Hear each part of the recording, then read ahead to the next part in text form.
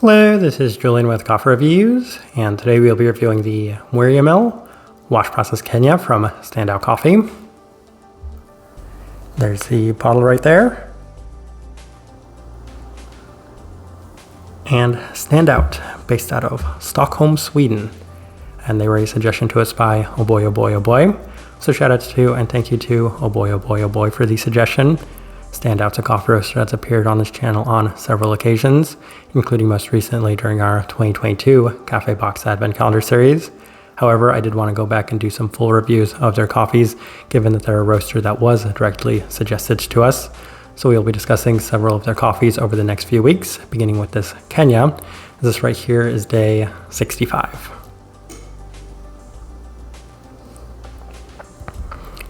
And I did need to begin this review with a disclaimer. As you heard, this is day 65, so we've actually been sitting on these Standout reviews for about a month, and a lot of that had to do with it coinciding with our 2023 Cafe Box Advent Calendar. However, I decided to still record and release these reviews, given that this is a coffee roaster that has been on our suggestions recommendations list for quite a while. So let's go ahead and start discussing this coffee, beginning with the recipe. And one we went for with this coffee was our standard recipe at a 16:1 water to coffee ratio, brewed at 96 degrees Celsius, about 205 degrees Fahrenheit. I like this one best through the V60, which indicates a more medium fine grind.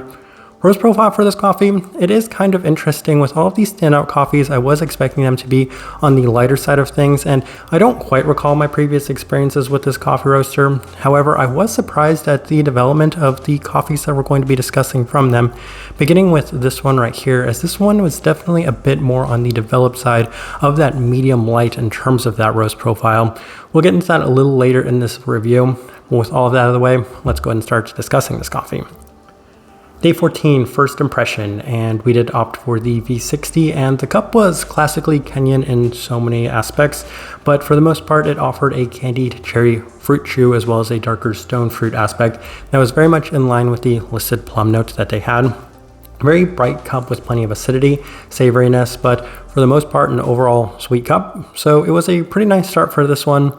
We continue on to day 17 as we ran into the Chemex, and it continues to offer more of the darker stone fruit aspects, but also a complementary brightness as the cup continues to skew in the direction of a slight savory aspect. So far it's been consistent. We're getting several different savory components to it, but as of this moment, I've just noticed a little bit more of the fruit sweetness to the cup. Day 20 opted for the April Brewer, and it is a slight bit more robust and offering many of the savory characteristics yet again, as it continues to offer that candied sweetness and darker fruit profile to it. But even this brew method has been consistent with our first couple of experiences with this coffee. So we continue on to day 23 as we went back to the V60, this time with Standout's recipe, which for those that don't know, we're working with a 16.67 at 93 degrees Celsius with their recipe. However, it continues to have mostly mixed results as there's a slight bit more intensity to it, but it's at the cost of clarity. An abundance of dark fruit sweetness, and the cup opens up a fair bit more as it cools down. However, this cup wasn't necessarily better than our previous experiences. If anything, it felt like it was going ever so slightly backwards.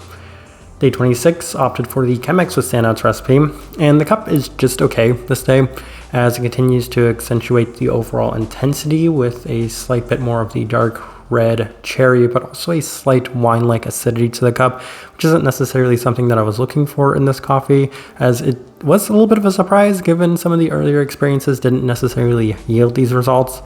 There is a strong plum aspect with a hint of smokiness, and that's another thing that I kept noticing with a lot of the coffees that we're going to be discussing from them was this smoky quality to them. A little bit more citrus as well, but for the most part, just better depth to the cup, if not necessarily better depth.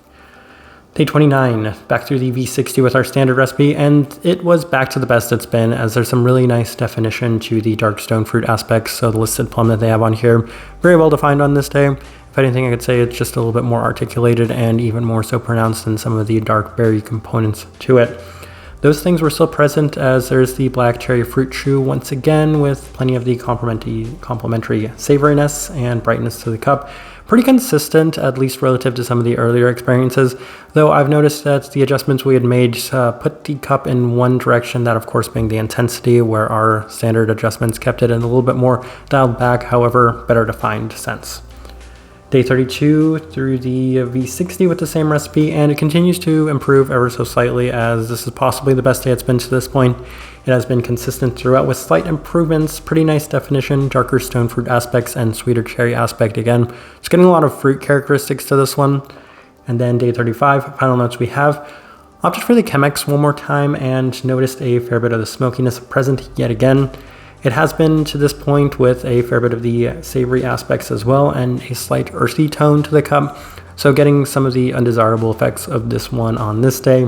There's still some nice fruit sweetness, but for the most part it skews on the more robust side of things, and that really seemed to seal the deal with a very strong preference on the V60 for this coffee.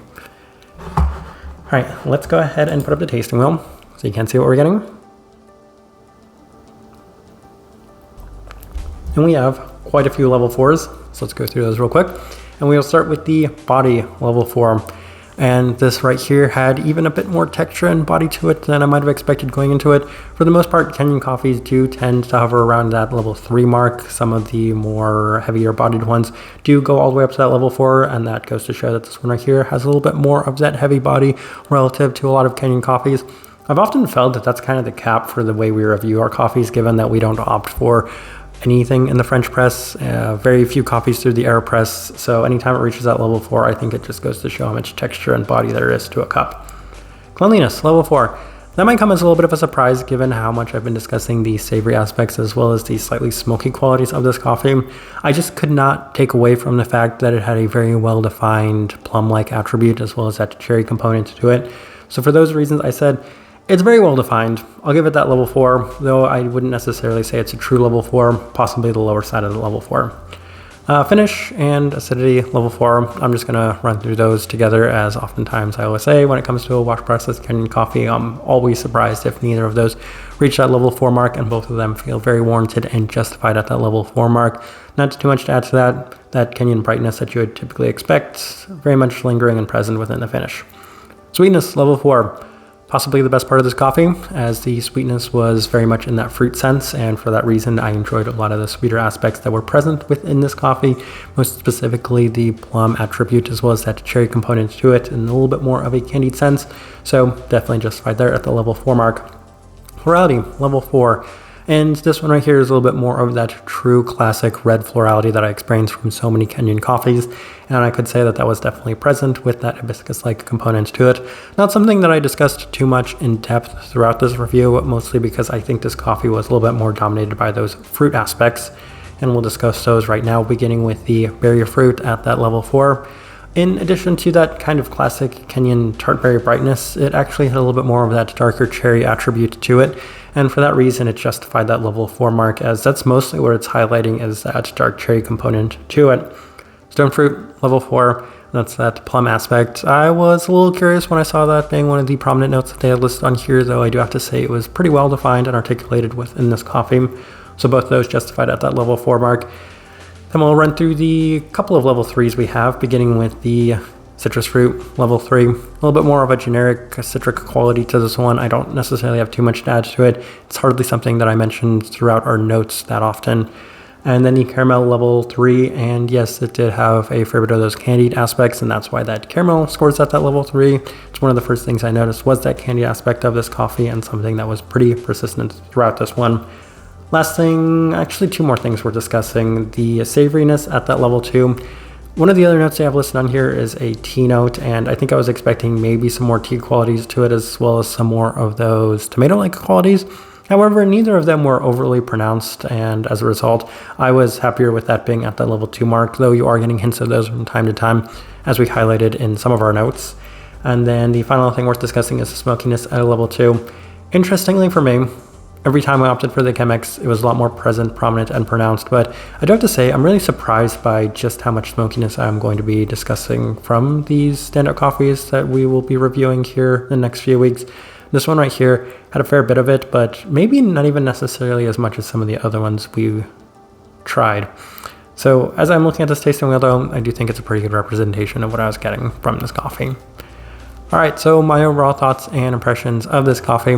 Let me actually begin with this because I'd originally purchased 4 coffees from Standout, and I was originally planning on reviewing 4, but At the end, I decided I wanted to pick between the two Kenyans I'd purchased because I picked two wash-processed Kenyans, this one right here, and then I also picked the Gatamboya. And I had a very strong preference for this one as opposed to that Gatamboya, which is kind of interesting. I fully expected to like that one significantly more than I liked this one. But interestingly enough, I got a little bit more of the smoky qualities from that one as opposed to this one. I feel like I've talked about this one in a very positive sense, and there were a lot of positives from it. Even then, I think that the main reason I look back on it as fondly as I do is mostly because of the coffees that I had from Standout. This one was probably my favorite, which isn't necessarily a great thing because I thought it was a pretty good Kenya, not necessarily a very spectacular Kenya. And a lot of that had to do with the fact I feel like it was held back ever so slightly by the development of it. That smoky quality that was present within this one, I think it did take away ever so slightly from some of the more enjoyable aspects, which most specifically was those fruit components, which were very nice. I really like when Kenyan coffees have that sort of cherry fruit chew aspect to them. And this one really seems to have that with great sweetness and really nice clarity. So I thought this one was nice. That's just kind of my overall impressions of it, which leads to the type of person I would suggest this coffee to.